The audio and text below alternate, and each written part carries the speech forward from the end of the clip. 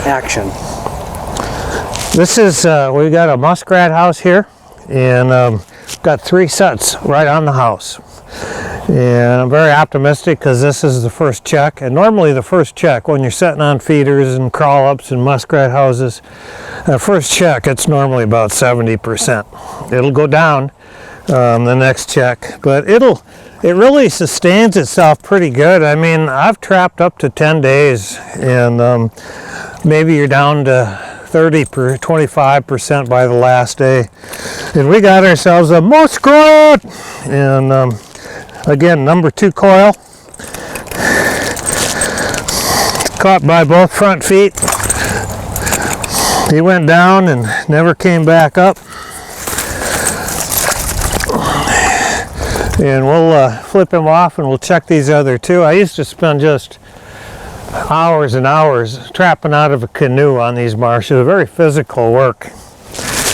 And sometimes you would ask yourself, well, I set 4 muskrats, for instance, on a house, and you'd get somewhere, and this is how my mind works. But I'd say, well, did I pick those up? And of course I'd have to go back, and about half the time I hadn't. And the other half the time I would. And it kind of reminded me of when I was a paper boy. I'd get somewhere out on the route, and did I deliver it to that guy's house, or was I daydreaming? And pretty soon that night the phone would ring, and where's my paper? You know. But anyway, I digress. Let's see what we got in here. And by gosh, we got another muskrat. Muskrat. This thing is huge. It's huge.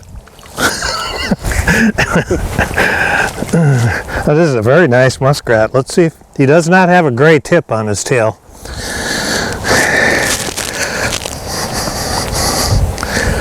All right, can we go 3 for 3? No, we can't.